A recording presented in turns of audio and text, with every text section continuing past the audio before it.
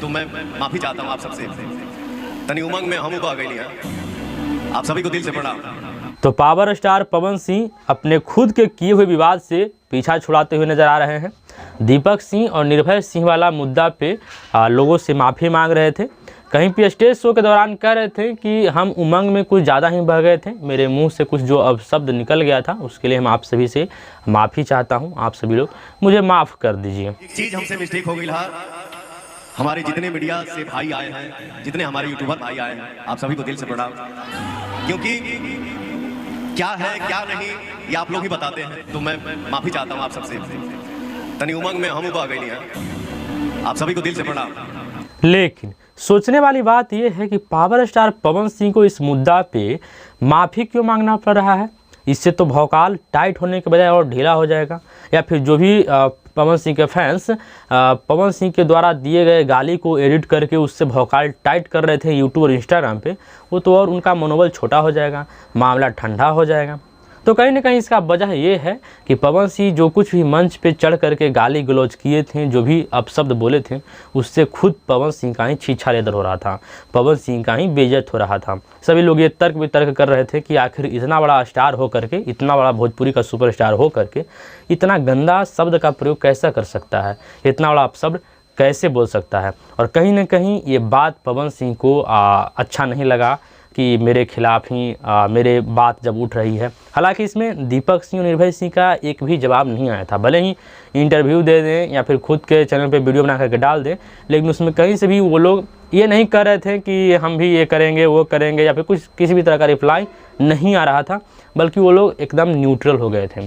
तो कहीं ना कहीं जो भी न्यूट्रल लोग थे, जिनको ना पवन सिंह से मतलब था ना दीपक सिंह से मतलब था, वो सभी लोग इस मुद्दा को बहुत उछाल रहे थे, चाहे मीडिया में बात कर लें या फिर कहीं भी बात कर लें, इस बात को खूब ज़्यादा उछाल रहे थे कि पवन सिंह गलत किए हैं, तो ये किए हैं तो वो किए।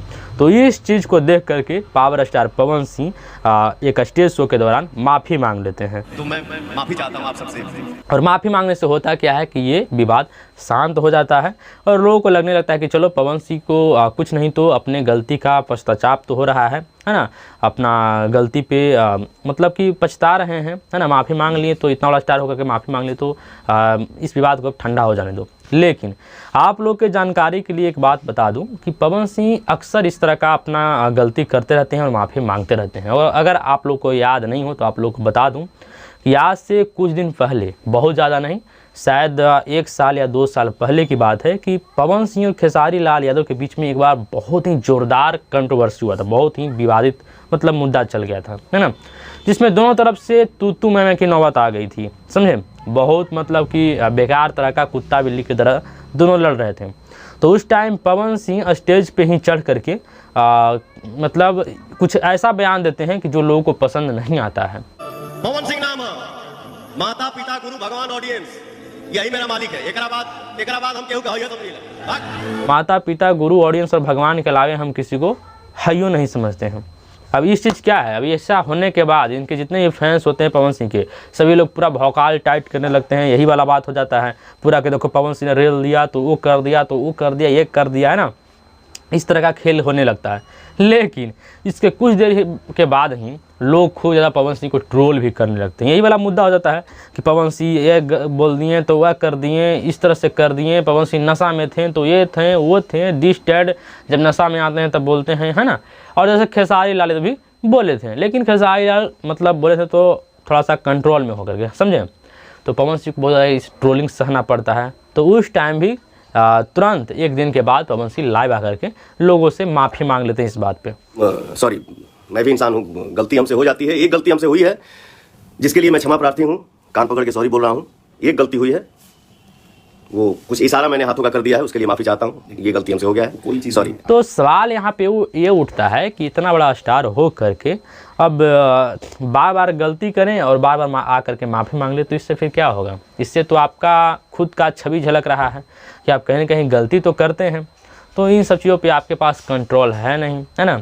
और कहीं ना कहीं अगर इतना बड़ा स्टार को खुद मतलब कि कुछ बोलना पड़ जाए लोगों के लिए, अपने विरोधियों के लिए, या फिर कुछ खुद मतलब उस तरह का बात करना पड़ जाए, तो कहीं ना कहीं ये सही चीज़ नहीं है। और ये आपका स्टारडम पे थोड़ा सा उंगली उठाने का काम करेगा, आपका छवि धूमिल करने का काम करेगा। लेकिन खैर जो भी हो, ये जो तत्काल का विवाद था, जो तत्काल का मतलब मुद्दा चल रहा था, जो बहुत ज़्यादा गर्म हो गया था, उसको पवन सिंह ने खुद मतलब कि उस विवाद में घी भी डालने का काम किए थे और खुद उसको शांत भी कर लिए हैं। तो अब हम लोग को भी चाहिए कि इस विवाद से अब एक नज़र हटा ही देना चाहिए और दूसरा टॉपिक पे बात करना चाहिए। खैर इन सब बातों पे आप लोग की राय क्या है कमेंट बॉक्स में ज़रूर बताइएगा। मेरे वीडियो पे अगर नए हैं, वीडियो अच्छा लगा हो वीडियो लाइक कर दीजिएगा, नहीं अच्छा लगा हो डिसलाइक कर दीजिएगा, लेकिन डिसलाइक माना ही नहीं जाएगा। मेरे चैनल पर नए हैं, चैनल को सब्सक्राइब कर दीजिएगा। मिलते हैं कोई और अगली इंटरेस्टिंग वीडियो के साथ, तब तक के लिए टेक केयर, बाय बाय।